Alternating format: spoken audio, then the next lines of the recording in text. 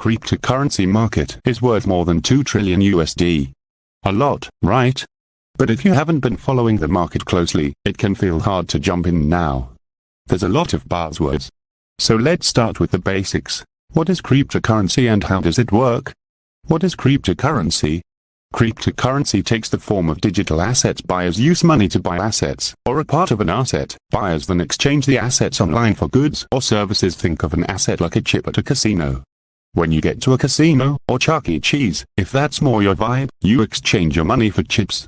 You can then use your chips to play that games. In this case, the casino chips are the assets, and the games are the goods you are purchasing. How does it work?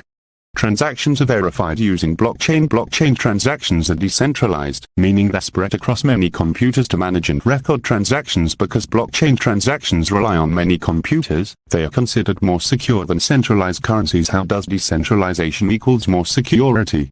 A decentralized network, like blockchain, distributes risk.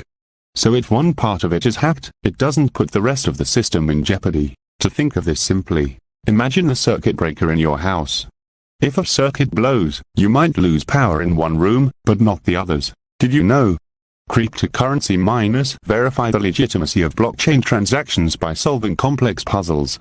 The first miner to complete a block, also known as solve the puzzle, verifies the transaction and receives a small cryptocurrency reward for their work. What gives cryptocurrency value? Like any non-fungible token, NFT, cryptocurrency gets its value based on what people are willing to pay for it. It's similar to fine art or real estate. The value of a cryptocurrency will go up or down based on how much demand there is for it. For example, housing prices across the US fell by an average of 33% during the 2008 recession.